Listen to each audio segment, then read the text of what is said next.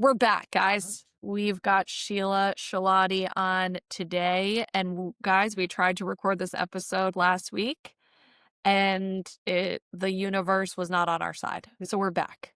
Mercury was still in retrograde. Was So it? Oh, that explains I'm just everything. going to blame it on that. Yeah. Yeah, it was Oh, that. absolutely. But this has been a long time coming. Like we were talking about, it was August when we were in California. August I think so, right? August or September? Yeah.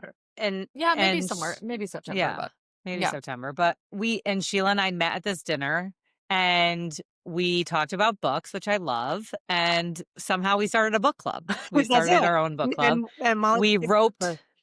Yeah, Molly was an unsuspecting victim of the book club. Guys, I'm just going to let you know. So it is hard for me to read. Okay. So I usually listen to books Why? on Audible. I listen to books on Audible because it's hard for me. I don't know. I feel like there's a potential. Maybe I'm dyslexic in some fashion. Okay. But I don't know. What I do know is that when I read aloud and read at the same time, I mean, it's easier for me to process, which I guess makes sense why Audibles are much more easily Maybe that's just how accessible you for me. process. Maybe you process through your auditory senses better. And maybe. But what I know is that I purchased a Kindle. Peer pressure from Sheila and Jill because I had to be a part of this book club because I couldn't tell them no. And so I purchased a Kindle and I purchased this book that we're going to get into a little bit about. And I cannot explain the level of not discomfort I had reading the book. It was just, I don't tend to read things that I work in every day, in the everyday, if that makes sense. So when you work in behavioral health, you hear a lot about the isms. And what that means is alcoholism, sex addiction, gambling addiction, mental health crisis. Like that's probably not my go-to to unwind. And so now I'm reading through someone's journey. Train wreck. Let's call it what it is. Dumpster fire of a life with someone who's in active addiction, and I could not be less enthusiastic. Okay. And so I feel like we're going to have to make reparations for this, Jill. I just feel this sense of going on. Or let's just find another. Listen, I'm here. I'm committed to the book club. Okay. This was our first pass. We will recover. But Sheila, why don't you share a little bit about the book that we read and what the desire of the topic was? Yeah. So I've never read Elizabeth Gilbert. I knew of her from Eat, Pray, Love, and of course, kind of like the blockbuster film that came out. And so there was a New York Times article that came out from a literary journalist that basically ripped into it and described it as just kind of this self, grandizing experience of this woman and just kind of the vomiting that goes on and over the overarching kind of lack of kind of any real listen, I'm not a literary person and to qualify what is or isn't good literature, I'm probably not the best individual. It was kind of like when I used to drink and they'd like bring the wine and be like, here, this is wherever. And then, you take a sip and you're like, is it good or bad? I don't know. It's just drinkable. So she, it's going to get me there. Right. It'll get right. I mean, a book, that's the same I'm looking for in a book. Like, is it going to take me out of myself and I'm going to like get into the story? That's what I'm looking for. Exactly. Right. And is it compelling enough? So the part that really struck me was the whole premise of the book was around Elizabeth Gilbert's experience with her lover, who was also an addict, and her discovery of having been diagnosed with liver cancer.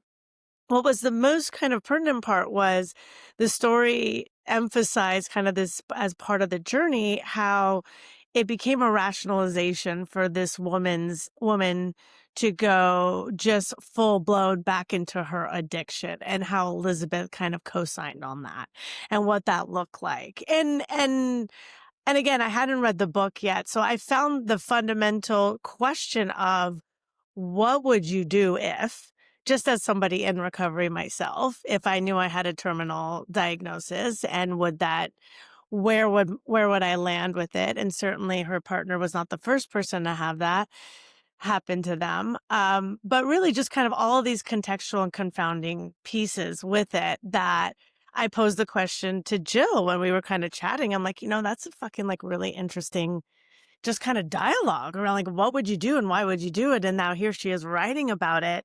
And it sparked enough of my curiosity to go, Jill, what do you think? Should we read this? Should we have a 1 month, kind of epilogue of it and come back and see what we think?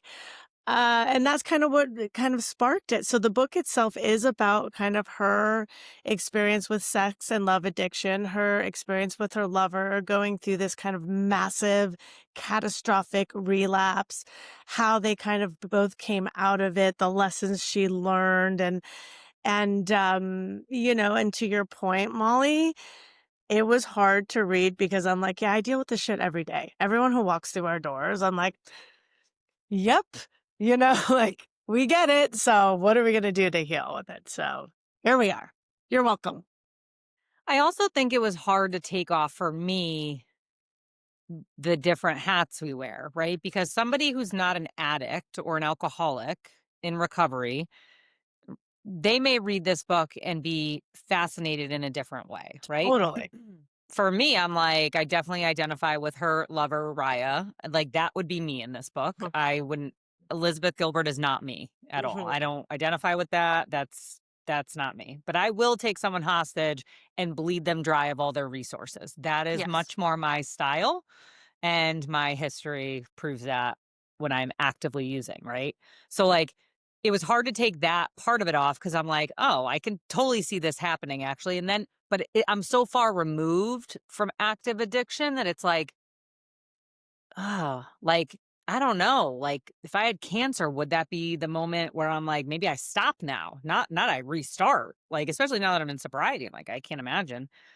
But then also taking off my therapist hat was also hard because I kept thinking about all these different intervention points and what the family was thinking. And honestly, that just sums up my problem with the entire book is that I had to really struggle through picking it up every time I would put it down again because I'm like, "Ugh, this is just making me think too much. Like this is not relaxing. This is not I feel stressed out when I'm reading this, honestly. Well, I also feel like it captures, and this is when I started generating some questions for this episode. What it really captures is this ache for connection and loneliness. I mean, there was such this her not feeling connected to Elizabeth is who I'm speaking about, not Raya, but, her not feeling connected to her basically entire life. I mean, she's built such a robust life, and then to be able to sacrifice all of those parts of yourself. I mean, I remember writing an essay in college about how you get into a relationship and the parts of yourself that you're attracted to are to each other essentially are the first things that are sacrificed in some ways to keep the relationship going.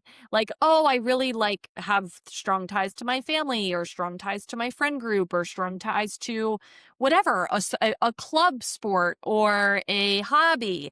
And then all of a sudden you're like, oh, but I don't really have time for that now because I'm in a relationship, right? So these things start to become sacrificed when really those are the parts of each individual that were attractive to begin with, of why you were attracted to the relationship and why you were attracted to one another. And so it was mind-blowing to me how quickly, and look, I have been in recovery a very long time, and so maybe it's hard for me to wrap my head around that, like Jill said, but it was mind-blowing to me at how quickly someone who is not actively using the substances, really, like she had kind of played into it a little bit and partied a little bit with her, but someone who wasn't truly addicted to the substances got sucked in and really I don't even have words. I mean, it was remarkable how quick that took place and how quick she was willing to sacrifice it all. I understand the grips of addiction and someone doing that when they're addicted to substances.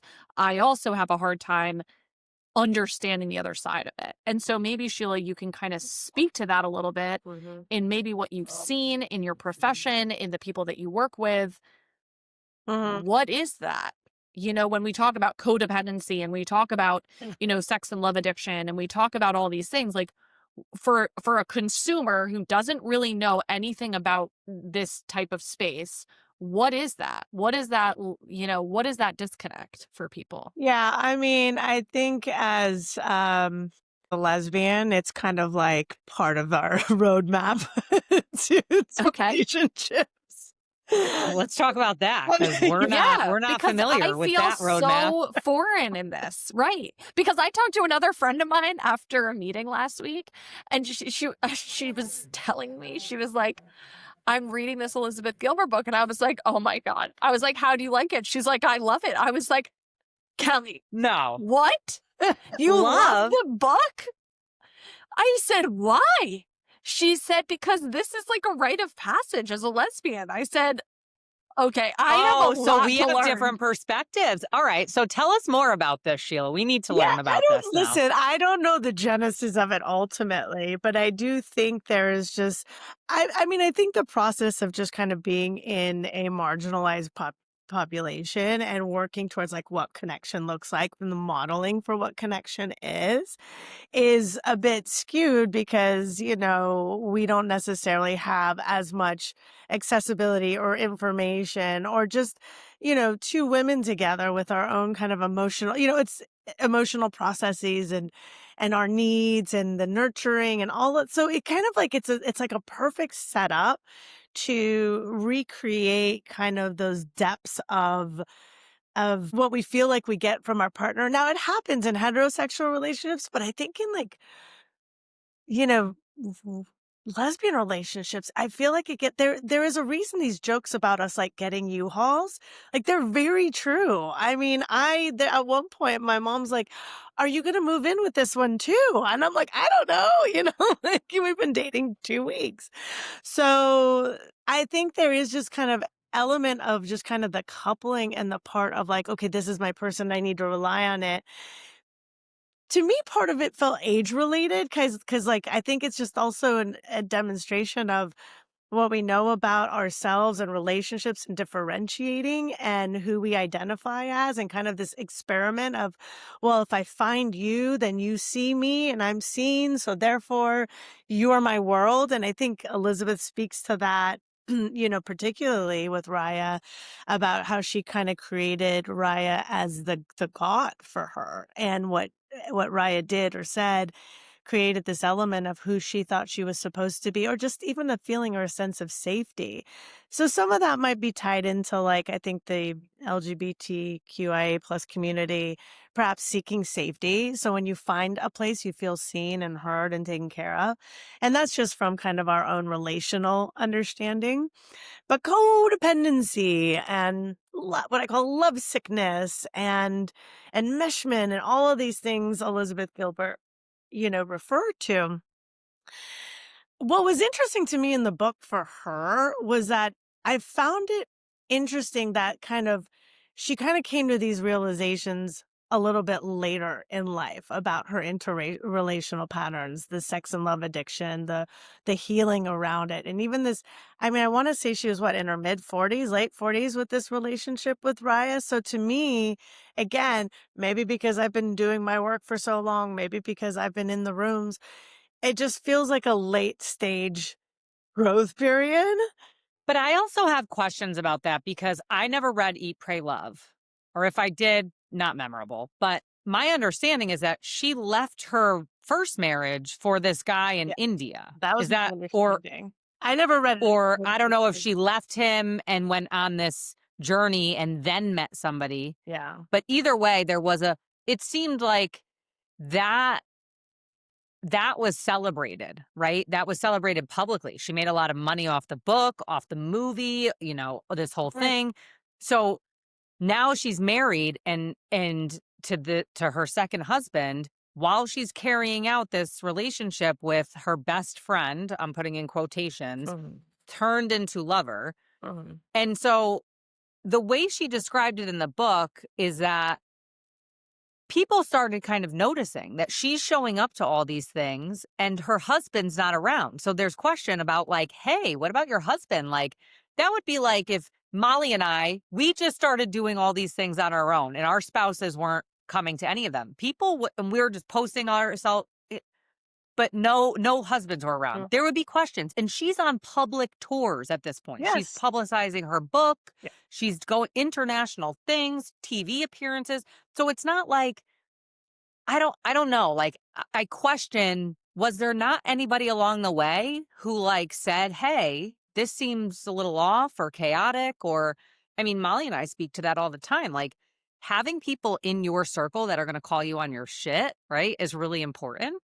And I kind of question because she doesn't talk about it in the book, but was there a person that was There like, had "Hey," to have been. There but had to have but been. her not speaking about it in the book kind of is like, that's the annoying part to me because it's like, is this Or I just don't or know. even just the part in the aspect because she didn't speak about her ex-husband out of respect. At Not really out Right. of respect. But I Probably feel because he's like, "What the fuck? Like, this whole thing is crazy." but for all we know, he may have spent 2 years, like, being like, "What are you doing? And why?" And she may have been navigating this in a way that just kind of took Raya hostage and fed her with all of this, the element of kind of I don't know if it's just even the caretaking, but whatever the element of their friendship was, there's a whole host of there's a whole other half we don't know. And had we gathered that information, might give us a different lens. I just think that now that we're talking about it is what really bothered me about this, is like she wants to kind of position it as this profound moment, like you said, this late stage, "Oh, I'm a love and sex addict and I need to be in 12-step recovery." Yet the whole time you're kind of witnessing this thing. Nowhere along this journey did you say like, this is kind of a little messed up. Like I'm obsessed with this person. Like nowhere along this journey you questioned just giving somebody a house to live in. And Mhm. I mean, she went to these extremes. Yeah. Yeah. So, and to be fair, right? I think the delusion of alcoholism and drug addiction is similar in the fact where I lived a certain way for a long time, not thinking there was any problem with it, right? Where other people around me were kind of saying something's wrong. So I do also identify with that disconnect. But it's also if you don't receive any consequences for your actions up until that point, it's only allows you to keep doing what you're doing. And she strikes me as someone that was high functioning enough and wasn't so messy that other people may not have noticed because there is kind of a thin line between sex and love addiction, I think, and this element of it all kind of can meld together, codependency, self and love addiction, but also just how we as a society view like what are the rules of like dating and being with somebody. And I'm sure it's not uncommon. You may have friends that may be married or may have a partner but like still yearn for other people or still have feelings or still get attracted. And maybe they don't talk about it as much or maybe they talk about it with you, but I think it's fairly easy because I feel like sex and love addiction, unlike alcoholism, which can be a lot more kind of outwardly and prevalent, but sex and love addiction can really take a very kind of concealed, look to it. And you could probably hide it for much, much longer. So when we talk about, when we talk about you know, the need for intimacy and the need for connection and the sacrifices that people take to get to that, I think that's really what I would love people to understand a bit more and how does somebody create more of a healthy self so they're not desiring that? Yeah. Listen, I don't think any of us are devoid about the desire to want to connect and what that means to us and how we relate to that and how we relate it to intimacy. And I think a well evolved and matured point of view does really kind of look at the ways that we've done it in an unhealthy way and we go, ooh, that's problematic, or someone shows us it's problematic, or your therapist helps you see where it's problematic, and you're working towards kind of healthier decision making, better friendships, better partnerships.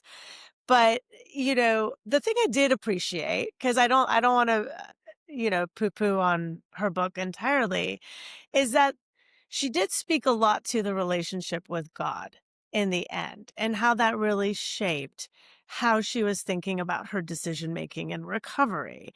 And I do think that that element on just the spiritual aspect, and well, certainly we know how big it is in part of our own community, but I do think this kind of development for her and the integration of a power greater than herself that's outside of like the earthly pleasures and the earthly wants and needs, and this kind of way that we satisfy those empty parts of ourselves. We don't know until we know. We don't think it's a bad decision until we're destructive in it. We don't realize, unless there's a consequence.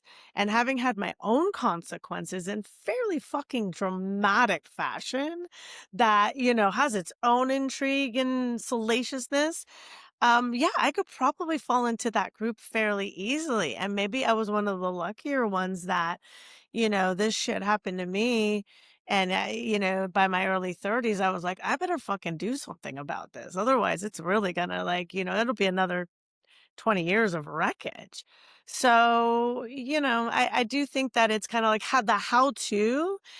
Part of it is like you can give the guidebook to anybody, but until we go through what we don't know, what we don't want, it's like we're not going to see the value of the better parts of it, unfortunately.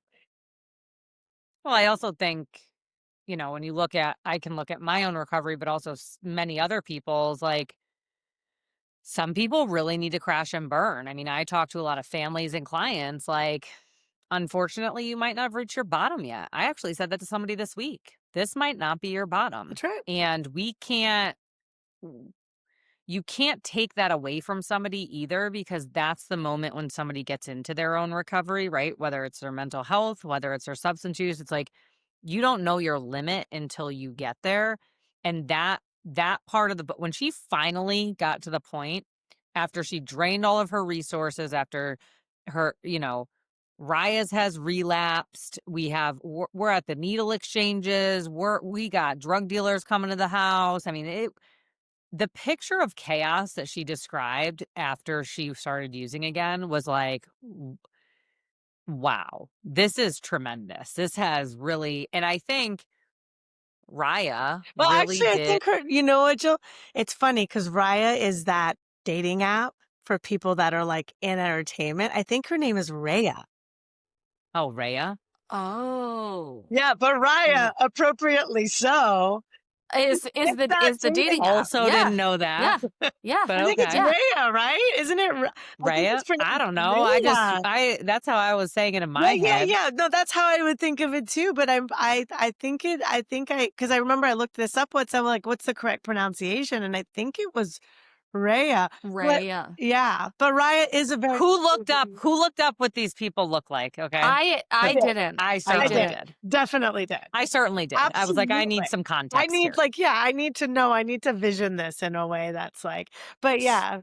No, or is it Raya? Well- Yeah, Raya's it's a hot. Raya's the Raya. dating app. Raya's the Raya. dating app. Yeah, yeah. And Anyway, Raya yeah, is the right. I character. didn't mean to interrupt you, but I was like thinking. But what do you think when, in terms of, and maybe either of you could answer this, right? You're in a relationship, you're feeling excited, it's lustful, it's all the things, right? There's this desire to want to spend time and connect and do all the things.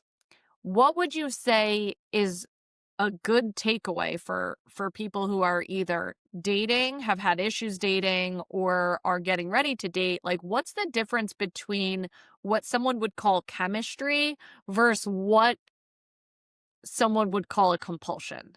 Because it felt very much that she had a compulsion with this person rather than, I mean, chemistry was there, yes, but it became a compulsion. But they were friends for years before they ever crossed that barrier, too. So there is that. But I mean, there are a bunch of studies around this that our chemistry actually changes as we fall in love with somebody. So that feeling of lust is actually chemically connected. The oxytocin, when you know, touch and hug somebody, all the love chemicals. And so when you first meet somebody, I don't know the exact time, maybe you do, Sheila, but there's a period of time when you feel the most connected, that excitement, that lust, that feeling. And then over time it goes away. And I think, and correct me if I'm wrong, because I don't work with sex and love addicts, but I would imagine that people who are compelled more to that compulsion and that sex and love, they want to feel that. Just like we chase that first high when we use that drug the first time, we always want that back. You'll never get it back. Except I think in sex and love addiction, you can recreate that with other people because it's new chemistry. Yes. So the But I other also person's think chemistry is making your brain fire. But when you're in a long-term relationship, you don't get as excited.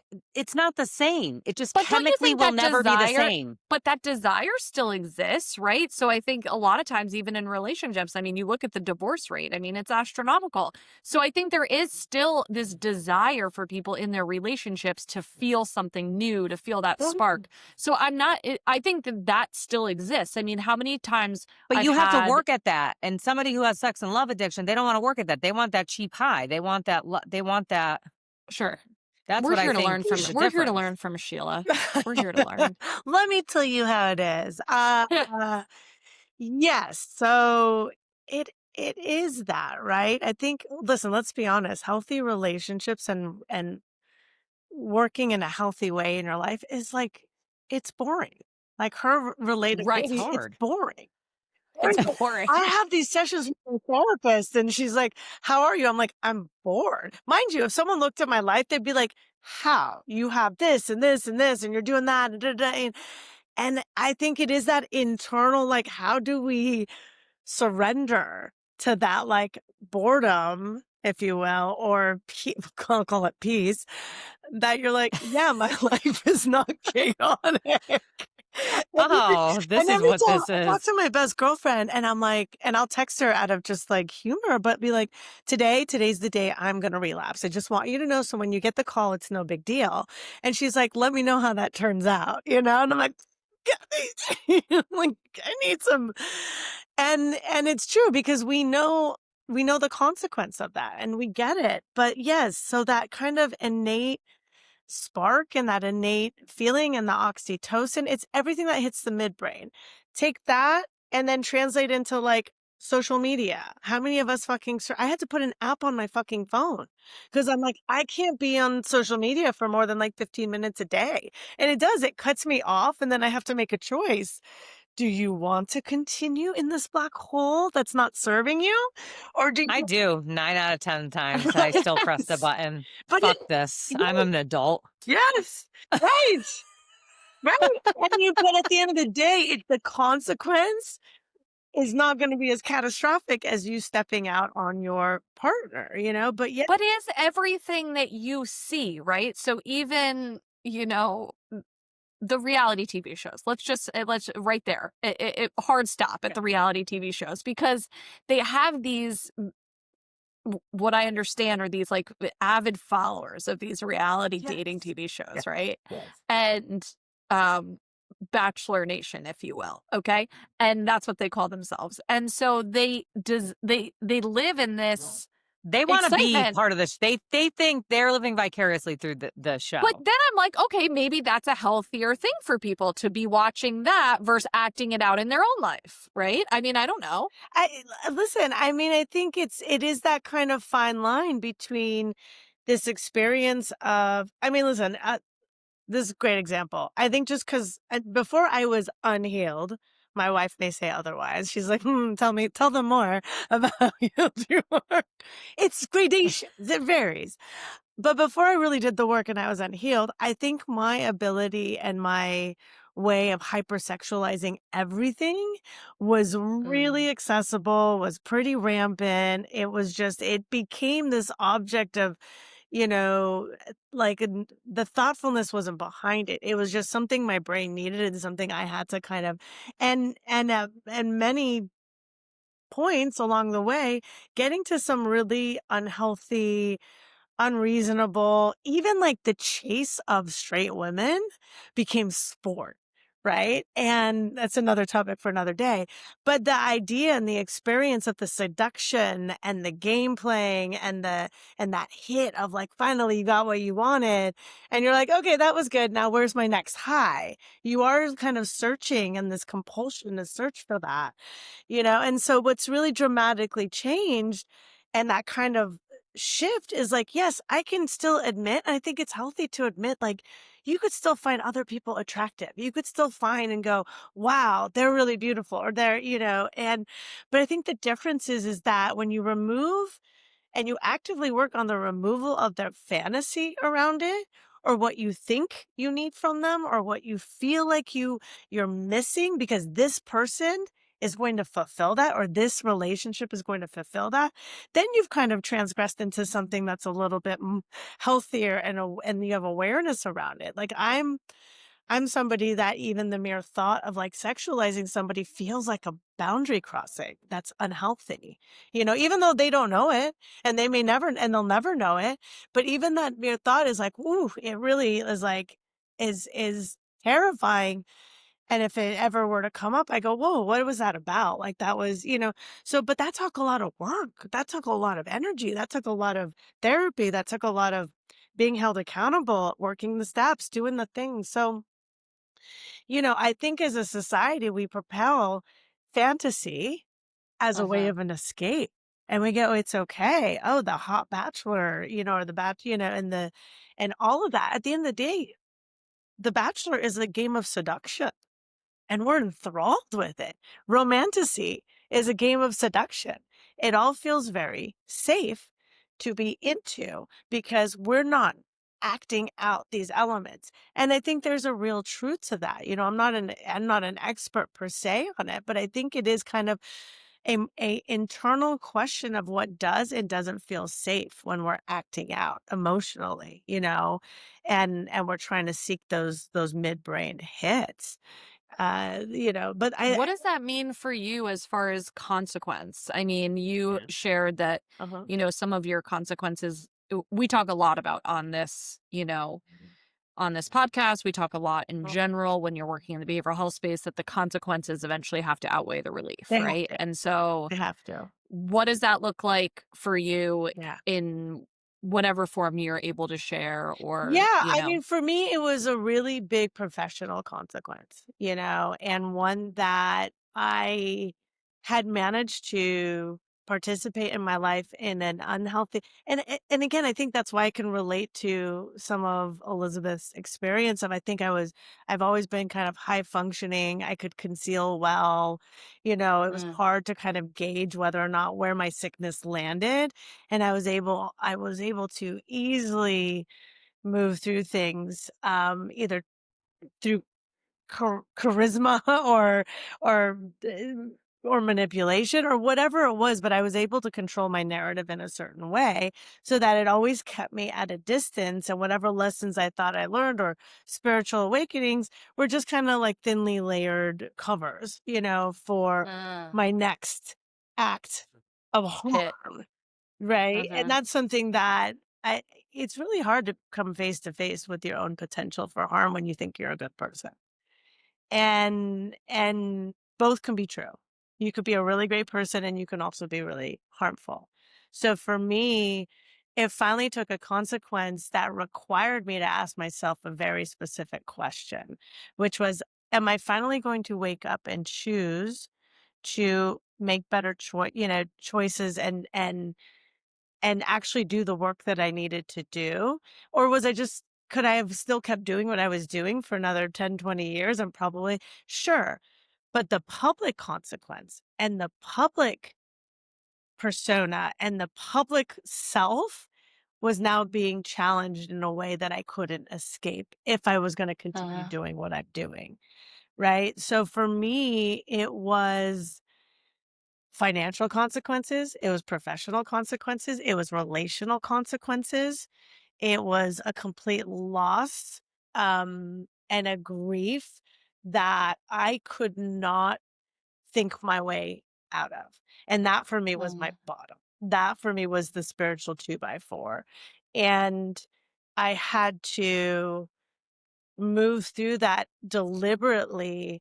And I think probably 2 years after that, I probably engaged in some really good self-destruction as a way of, and I think Elizabeth alludes to that as well. She's like, I just took Mhm. off and needed to feed that need." So it didn't happen right away. It took a real kind of process to then come back to and go, "Okay, all right, God, I'm on my knees. What do I need to do? Like, tell me, just, tell me what I need to do. Tell me what I need to surrender to. Tell me, because I don't have the answers, and relying myself is incredibly poor choice of direction. And it really allowed me to get humble, to remove ego, to take ownership, to have accountability. I think I still kind of have narcissistic traits in certain ways because sometimes I feel like I have to in certain ways, but it's so much more in check in relation to how I truly value the lessons and how I am still held accountable to those lessons. What do you mean by narcissistic traits? Because I think this is a very hot topic right now. There is a lot of individuals who throw around, my ex-boyfriend Yes. was a narcissist. Uh-huh. My wife has borderline personality disorder. This person has Yeah. antisocial personality disorder. So when you say narcissistic traits, I think there's a lot to share with listeners so they have a because there's a lot of clickbait, right? So whenever people see, a rabbit hole about someone talking about, I'll paint a picture. Woman sobbing, it draws you in onto Instagram. You see her story talk about her husband who had a narcissistic personality disorder and destroyed her life, right? Like that's a very viable clip that you would see on Instagram, on TikTok, on any social. So, can you better explain to people what it means to have traits and how that actually is more common Mhm. than uncommon? Yeah, I mean, listen, it's right. I do think it's a very widely used term, and something that may not be fully understood because I think where this kind of personality at, listen, narcissism is a defense mechanism against your own developmental harm. Right? So it's developed. It's developed through a way of protecting you from feelings and harm and hurt. And so it's not by accident that a lot of narcissists come from households where either there was a great deal of neglect, there was a great deal of harm, there was a great deal of authoritarian parenting style, and just a complete lack of that person, being able to connect in a safe way. So narcissism, like other personality characteristics, becomes this, developing, uh, part of ourselves that allows us to move through life without the fear of harm, emotional or otherwise. So once you strengthen that muscle in a way that now feeds a reoccurring narrative around you're a good person, you can't do any wrong, you're great at these things, like your opinion is the most important, you're the most important person in the room, that it kind of distorts how you think about yourself because you didn't get a feedback mechanism growing up that properly like validated you in a healthy way and afforded you the ability to make mistakes and it to be okay, and so the development of narcissism as a personality trait, is one that keys into a removal, a disconnect from a lack of emotional integration. So that's why if you truly, truly, truly know a narcissist or met a narcissist or assess a narcissist, there is a complete devoid of Mhm. empathy, Right. right? And I think that's the key characteristic trait, is that they may be able to feign or they may have learned to kind of learn social mores to pretend like they care. But at the end of the day, the reality is the only person and the only value system they have is within themselves. So when I talk about it on a personal level, when I go, but some of it is healthy, you know, because I work on boards, I work in business arrangements, I work in interactions that may require me to be devoid. of those feeling states, because Uh-huh. you're gonna, because I have to make hard decisions. I may have deep empathy for certain things, but the narcissistic part goes, but this is now survival in this way. And if I'm not seen or perceived in this way, or don't have, the perception of my ability to be effective in a room may shift and change. That's why you see a lot of high powered individuals, executives, people in primary kind of powerful positions generally will present with some level of kind of narcissism, because it's almost a prerequisite to go into what are otherwise incredibly difficult interactions. And so there has to be a part of you that goes, yeah, I'm coming in to to communicate in a way that's devoid of, like, I'm not trying to go after your intent, your emotional self. I'm trying to declare and debate and inform you that this is what's right. And that's just one slice of looking at how that can be informative, but it's an interesting way that I've come to kind of redefine it within myself, because I do feel very tapped into empathy, and it enables me to have deep connection or what have you. But then there is this other kind of, like, I think, deep narcissistic way that I've grown up thinking I could do no wrong. And that was Mm. reinforced by my parents. So it just got recreated over and over Right. again. But Right. you mentioned narcissistic traits. And I think I have had conversations with clients that will come in my office and say, oh, I think I have this personality disorder. I looked it up online. And it's like, okay, well, at any given time, we may have traits of certain things, but that does not mean that we have a disorder. It Okay. doesn't mean that that's a persistent way that we behave across all circumstances and has this, like, you know, ability to affect our functioning in the world. So I always make that distinction because, like Molly said, people throw around that, they're a narcissist. It's like, well, yeah, they may have some traits and they might just be an asshole. That could That's also right. be the Sometimes case. I'm just a dick, right? Yeah, And that doesn't sometimes people where's just suck. that I don't, there's no disorder for that. They Right. just are not a great person. I'm just being a dick. Like, in some Yeah. yeah, it's a totally 1,000%. Yeah. My wife reminded me that last week. As I said something and she's like, Don't be a dick." And I was like, Fair. Fair. Okay. Fair. Did you create that accountability for yourself post consequence, or did you have the accountability during the harmful behaviors that caused the I think consequence? I always wanted it. I always had cries for help, and I think I always needed it, and I think those cries for help were deeply missed. And because I could recover so quickly and make it look like it was no big deal. But I had several instances where I think were severe cries for help for accountability. And again, I grew up without boundaries. I grew up without rules. I grew up, thinking I was the best and I could do no wrong. And Were you an only child? I was no, just going to ask no, that. I have a younger brother. I'm Persian. So in Persian culture, Oh. you are like the sun and the earth and the moon and the stars and really, As the daughter or as the son so or the as sun both? actually has greater even leniency. There's a saying, this is a bit fun, but there's a saying in Farsi where the sun carries what's called, like, the golden penis. Interesting. Yes. Wow. So I the don't know sun, this much about Persian I culture. know, we could Learning so spend much today. so the Lesbian culture, Persian Persian culture. I'm here for you.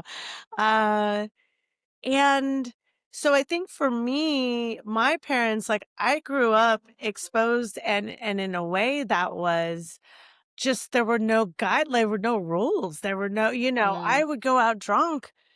As a teenager, my parents knew I would go and get fake IDs. They knew I would, like, go drink. And I would just call them and be like, come pick me up. They would come home. There'd be parties at the house with alcohol. And they're like, oh, look, you've made this beautiful pyramid made out of beer, And I'm just like, yep. And I think it was just That's in that way because amazing. I was like a It's good so good. student. I was a really good athlete. I was a really good, so it was kind of like I wasn't getting in trouble. So like and my parents, immigrated here, like they were kids too, they were out partying and having a good time and doing their thing. So they weren't bothering with like what I was up to. So all that to say, I lost my train of thought, but yeah, how that shaped into the consequence piece was I just had to get hit so hard that I couldn't get Yeah, you yeah, couldn't deny it. I Yeah, couldn't you couldn't deny deny it. it. It was the Yeah. first time in my entire life that my mom actually said, "What were you thinking?" And I was Whoa. like, "Oh, okay. This is serious." So, And almost probably what you had been yearning for, all some the structure entire and some the entire Accountability. yeah. And so then once I really kind of understood the benefit of accountability, it's never stopped. I've got a couples therapist, an individual therapist. I have, my best friends in recovery, like I have, I'm in weekly groups. I do, so I fundamentally ensure that harm in this way will never happen again. I may do it enough ways, but So I'm curious, do you hold you have one child? I have two. Two. So do you hold your children to different standards of accountability than Thou how you were 1,000%. raised? 1,000%. Now, again, m my wife will say I am the more lenient one, and that's fair, and that is accurate, but I do know the devastating effects of them not having that. So, having gone through what I've gone through and working through a better balance in that, but I am for sure the one they come running to that's like, "Mama, can we watch TV right now?" And it's all subject to like my own need of needing like an extra half an hour or needing an extra it's not because I'm sure, trying to of make an course. example. I I feel mean, like the that's things fair. I'm lenient on are reasonable and what we all experience as parents, but there is this funny way I do channel my mom in certain things, and I have to be very cognizant, or my wife reminds me of that because it does kind of get channeled through, and I have to like Yeah, of wait, course. for sure, for sure. I was thinking about when you were sharing, just kind of going back to the inception of like this idea of the podcast, and there was, or having you on our podcast, and there was some hurdles I think you had to jump through internally throughout your time paying your consequences in your career, opening up a program, all of the things that have come with, and having it being exposing yourself essentially, right? Coming back into a career that's forward facing in the limelight. You opened up a program. Tell us Mm, in just a few sentences yes. what that looked like for you and how you were able to not Get ask through for the fear. permission. Not ask Yeah. for Oh, permission, like everything that a podcast like kind of, no stands permission for. necessary. I have stopped using the word sorry as a regular thing. 'Cause I think as women, I think there is a way that we're kind of predisposed to just be sorry, be sorry. It's like I'll catch other women. I'm like, knock it, like get that out of your vocabulary. I think where I was asking for redemption was external and Mm. not realizing that the redemption was all an inside project and a spiritual one.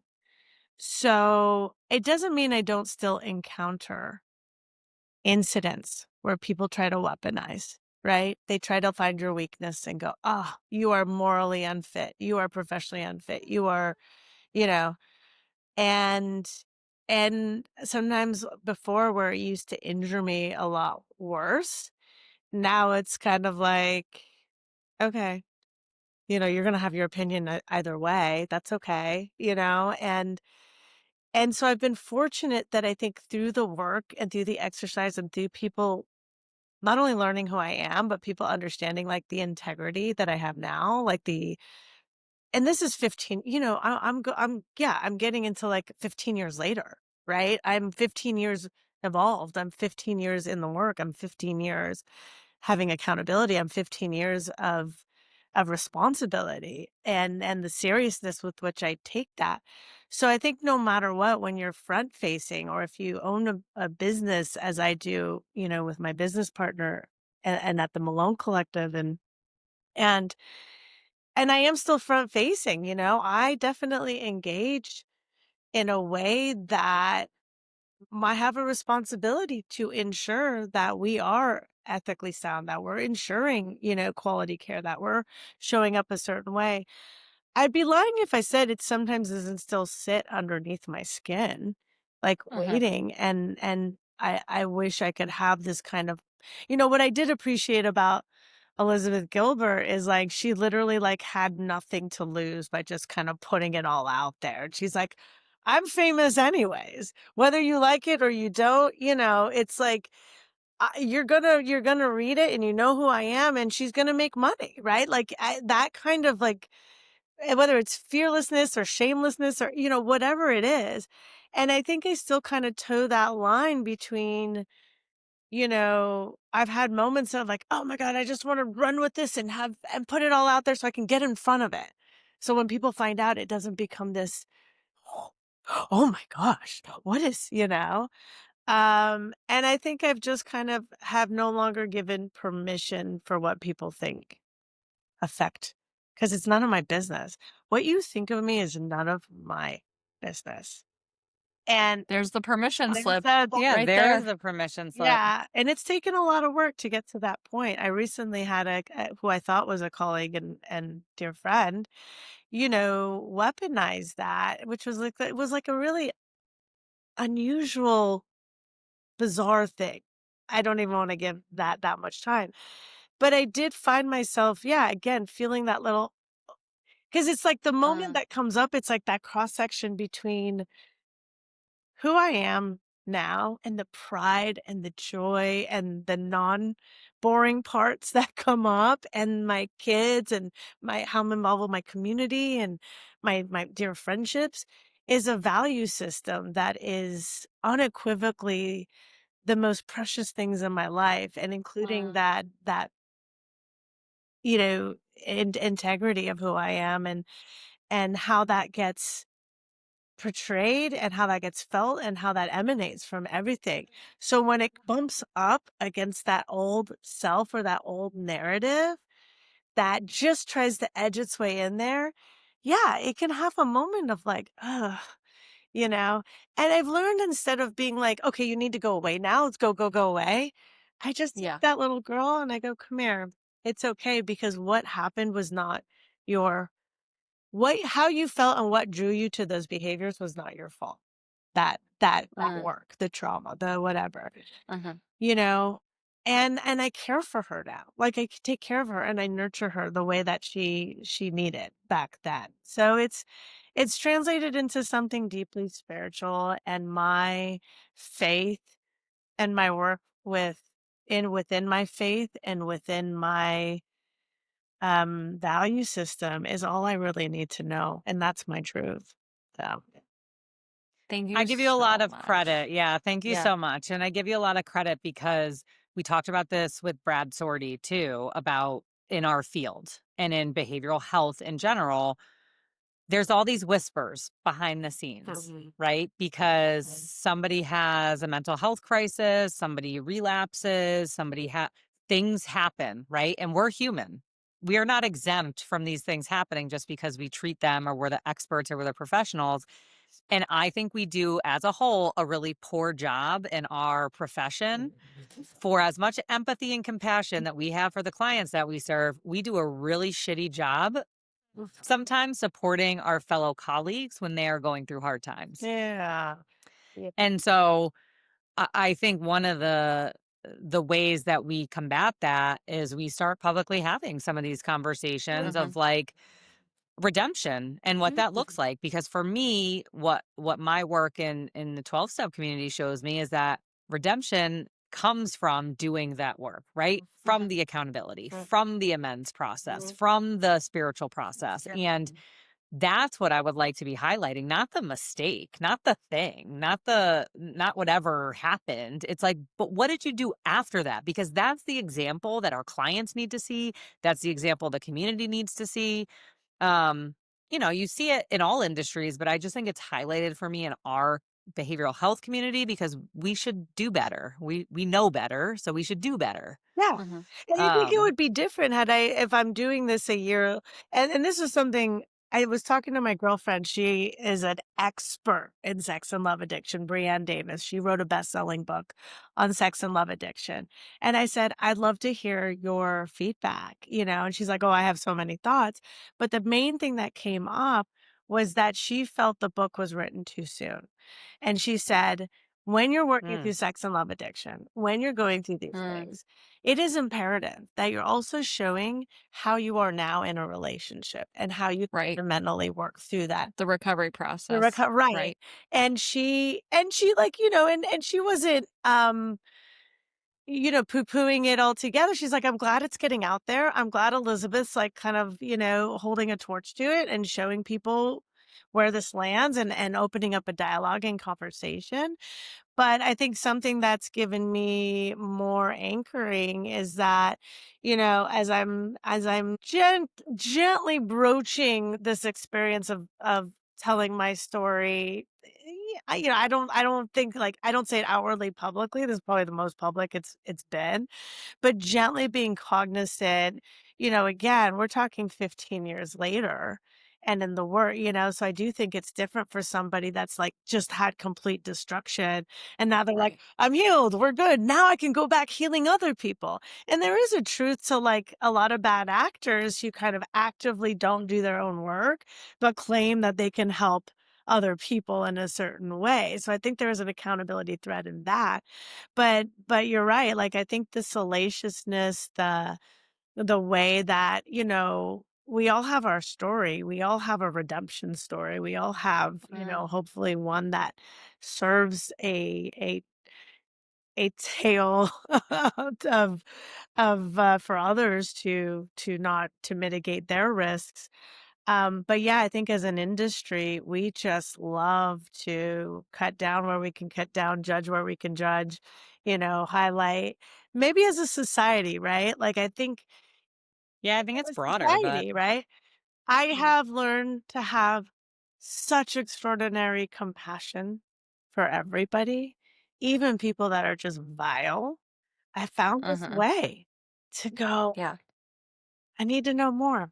Like, I can have compassion for why you're such a horrible human, right? But I'm also like, and you also have a choice to be better, right? Mhm. So, anyways, but thank you. I appreciate that, Jill. Thank you Well, so much. If people would like to find you, we will have your information in the show notes. You are the co-founder of the Malone Collective based in Santa Monica, California. yeah. We so appreciate you coming on, sharing your experience, and hopefully this will spark some conversation for folks and get curious to learn a little bit more. As always, you guys can drop us a comment on our Instagram, on our website, send us an email. And if we can do anything to support our listeners, we will. Thank you so much for tuning in. And Sheila, thank you so Thank much. you, ladies. Appreciate it. thank If you you. want a full text exchange as to what our next book will be. And Molly, Oh, okay. we'll let Oh, you pick Molly, are that. you picking? No, I'm not picking. I'm just here for the ride. But don't Oh, make me okay. go on the last ride that we went on, okay? Fair No, enough. we're off that ride. You guys are the All best. right. Thank you, Thank ladies. you. All right. Bye. Bye.